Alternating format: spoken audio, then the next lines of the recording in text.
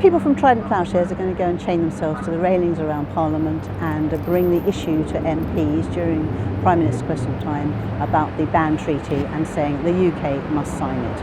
You promised multilateral nuclear disarmament, now it's on the table, why aren't you signing it? Sign the treaty! Man the bar! Hello, darlings. Sign the treaty! It's important for us to get out into the streets and ask our MPs to come and listen to us. Well, we're just outside the railings of Parliament and we're here to send a very clear message to our government, and that is that we want them to sign up to the treaty that 122 countries have come together to agree, which will be a treaty to ban nuclear weapons. What we hope to achieve here, I guess, is to send a really strong message to Theresa May and Boris Johnson and the UK government that they should really denuclearise Britain and denuclearise the whole world. Well, we're outside now where a wonderful group of people have come from all parts of the United Kingdom, particularly a good contingent from Wales have come here now to show their opposition to Trident and nuclear weapons and making a stand on what is probably one of the most eventful days at Westminster, at Parliament, since last year's election. I came down here today to Parliament to try to encourage as strongly as possible our government signing the nuclear weapons ban treaty. The Labour Party, if anything, it must be a party of peace, and it should be a party of nuclear disarmament. It isn't at the moment. That's a source of sadness to me. I need to win this argument as Shadow Minister for Peace and Disarmament, but you need to carry on putting that pressure on elected members, on party members, and many party members, of course, involved with CND. You need to keep up that effort and that profile that you've had, making the case for Britain to sign the treaty, to get rid of its nuclear weapons. They're not a deterrent in my view, and they're certainly far too expensive, and they're certainly not independent. Let's use that money for life-enhancing expenditure on our health service, on our public transport system, but not on these terrible weapons of mass destruction that can only result in the end of life on Earth. The only reason we are chaining ourselves is to make the link between the suffragettes and the lack of democracy happening in this country at the moment, and to prevent the police from removing us while we talk to MPs.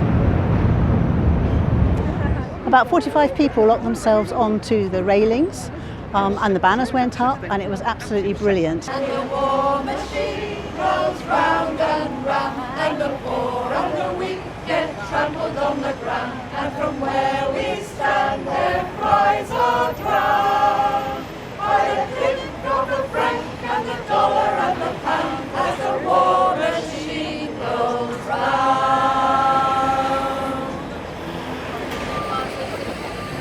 122 nations were united, and you are invited.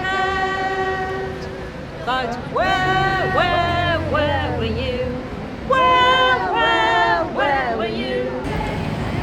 We'll live in Britishness and kill them all again. It's time we got to bed.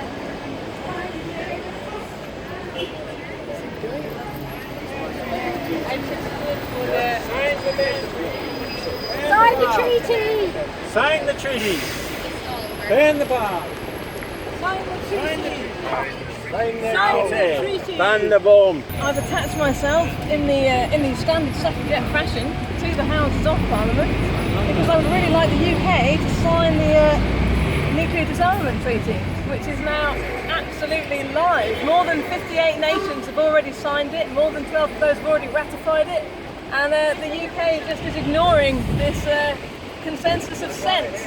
Nuclear disarmament has been a very important policy part of Plaid Cymru's political manifesto for many, many years, and long may it continue. Despite the end of the Cold War, we are seeing governments across the world, including the British government, investing in a new generation of nuclear weapons at a huge public cost. You know, the Trident renewal, you're looking at well over £100 billion in terms of expenditure on that weapons programme. Money that should be spent, of course, on public services and reducing some of the major social and economic problems we have here. It seems quite clear to me that investing in a new generation of nuclear weapons, Trident renewal as it's called, is in complete contradiction of our international obligations and the treaties that we've signed in the past. The world is looking on a nuclear power state to actually to be the first to sign the treaty, and there's every reason why the UK should be the first nuclear weapon state to do so. We've tried everything. We've petitioned the government. We've lobbied our MPs, our MSPs. We voted for a government in Scotland that is anti-Trident. I think this kind of protest is healthy for democracy. It gets that point across, and in a way that far too often you see perhaps these issues not really covered in the media as such, and when we need to make sure that there's a balanced argument, sometimes these methods are needed and necessary. I think it's also really important that by being here, we're also upholding the right to peaceful protest. I underline the word peaceful, but it is important that people still have the right to come and express their frustration, their anger, so that the government is left in no doubt about how serious this issue is.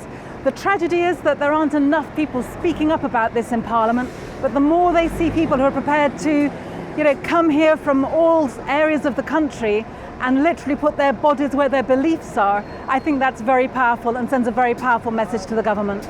Well, I'd like to congratulate all those taking part in this action today, and I hope that it will raise awareness and that we'll be able to continue these debates within the corridors of power in Westminster. Well, common sense really. We're all say that we're for peace, well let's put that into practice. So keep up the pressure. We need to do more actions like this, more discussions in Parliament. Essentially, we want our government to be playing a part in the international process on disarmament rather than acting like a rogue state. We must win. We must get our government to sign that treaty. I think it had a really successful day. There were a lot of happy people at the end of it. We made our point and said this has to get into the public domain and be talked about. The UK should be signing this global treaty. And